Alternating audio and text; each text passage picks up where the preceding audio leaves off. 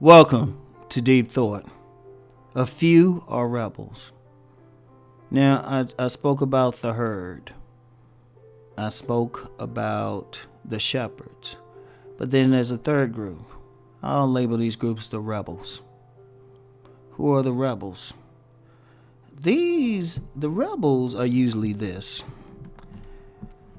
They are similar to the shepherds, but for whatever reason, and there's a different reason for each one to become a rebel, they trying to change the social order.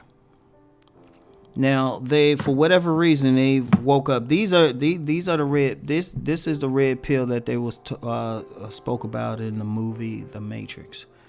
They kept questioning. The rebel will question, well, why are we doing this? Why are we going to this religious institution? Why are we learning this in school when it has nothing to do with what I'll do in life or what I can do in life? You know? Or why do we have this presence or police presence when it just be a matter of changing some laws around?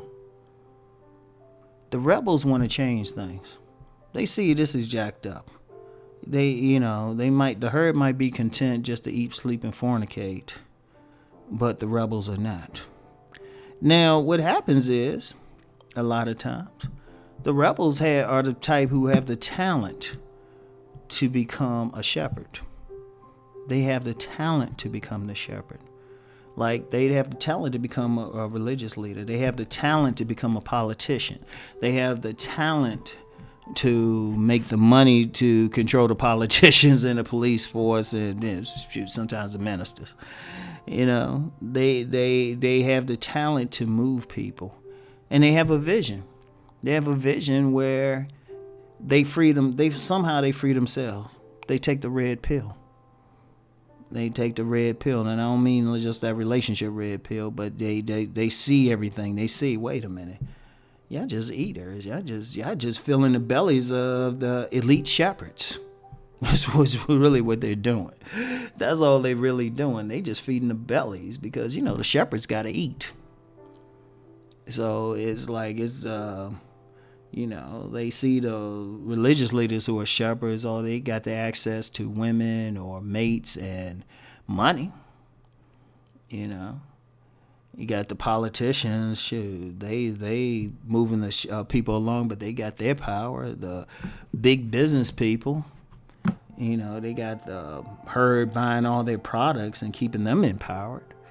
And the rebels see all of this, and they want to change it. Now, sometimes the rebels might be able to have money. Often they don't. The biggest thing a rebel has is a vision. And some rebels, the most powerful rebels, are the ones who can change the herd. Like, the rebel can be a type of shepherd, but a different type of shepherd. In fact, I would submit that the most dangerous person to the social order is the charismatic person. In fact, I would submit that the biggest like a lot of people think that the government pays attention to them just because they have some weird ideas. No, the government pays attention to them when those weird ideas are followed by about at least 100,000 people.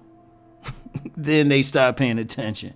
And then when you could start taking like some of those people that in the herd and take them off.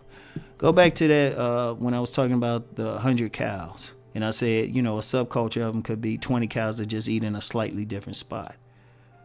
The rebel, like the shepherd, still got some control over those 20 cows, even though they might veer off a little bit. The rebel is the person who will take them, like, cut that hole in the fence and say, hey, y'all come here. Hey, there's better food on this side. And a few people have that ability. What you have out here, a lot of conflict out here, and it's a lot of conflict that's not visible to the naked eye. In fact, there's a whole lot. And there's some stuff, since I want to still have a page on here, I probably won't get into. But I have to, Spirit's moving me to just tell you.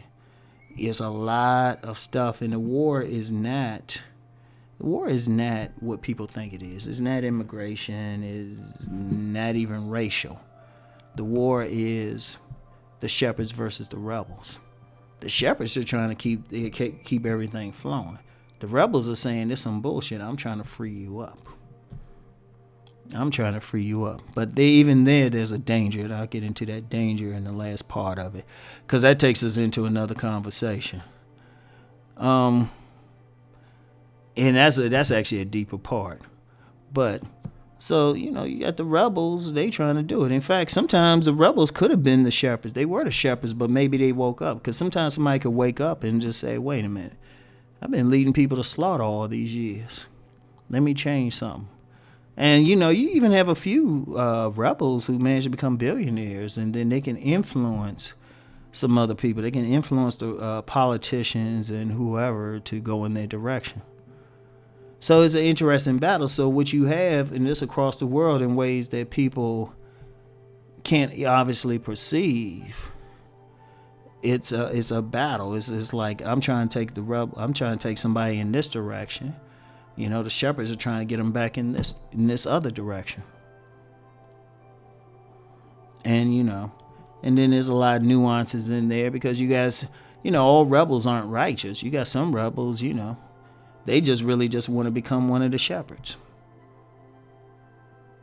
And I'm gonna get into that real quick, because that's something you have now. In my last episode, I talked about revolutions being like really fights between vanguards using the masses for their cannon fodder, really, for their power base. But usually what happens is what can happen, and I'm saying can. Usually the rebels, they come up there, they develop a following, they start taking the herd in a different direction, but they ain't really freeing them.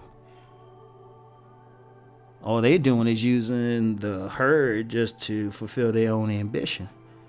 And then at some point, the rebel becomes the shepherd.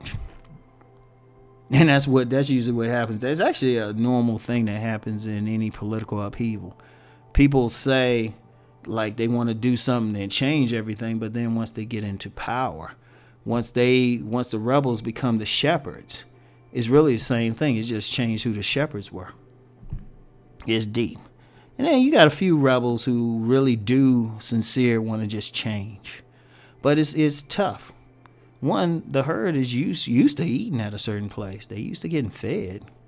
And sometimes the rebels, they think in terms of, yeah, I can take them to someplace better, but they forget they still got to feed these motherfuckers. So you just like, wow. And it's deep. But you still have, at least most rebels anyway, there's only a few who might, just be on some I want to be the shepherd type of thing. You got rebels who want to change it, and they're going to do something. It's not always like a major movement. The rebel might just be that person who say, look, everybody else is writing and talking about or drawing about or singing about this dumbass shit that's keeping people in power. It might be the rapper or something who say, look, I'm going to come up with a genre that's all positive. No more degrading type of stuff. Or that writer who, instead of writing some stuff that just appeals to people's lower instincts, they're going to write the book that's going to raise people up, to get people to thinking. And they might not even be the one to really change the herd. They just putting new ideas out, trying to get people to free themselves. It's Neo going back into the Matrix again and again to free people. And the whole over a long-term plan might not be to change the herd, because they might be like, that's a big deal for me to do, but just really just save who they can. So it's different levels. There's different levels to it. And I want y'all to think about the series. Go back and listen to it. Think about where you at in it. Are you a part of the herd? Are you a shepherd and just don't realize it? Or are you a rebel and you're trying to free the herd? But then if you're a rebel, are you doing it just so you can be the shepherd? Because I'm going to tell you something now. The theys, the power elite, whatever term you want to use, the bozos, that could be the new term for the power elite, the bozos. The bozos might figure, you know what?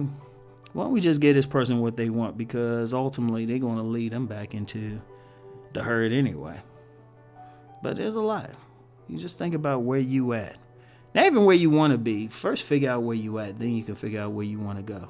Because it sounds romantic to say you want to be the rebel. Yeah, everybody would say, yeah, I want to be the rebel. But no, because at some point it might force you to become the shepherd. Because one thing about the herd, they're constantly looking for leadership. So are you ready to take that on? Yeah, it's deep. It's not an easy answer for anything. So anyway, that's all I got for today. I want y'all to think on this. Peace and many blessings.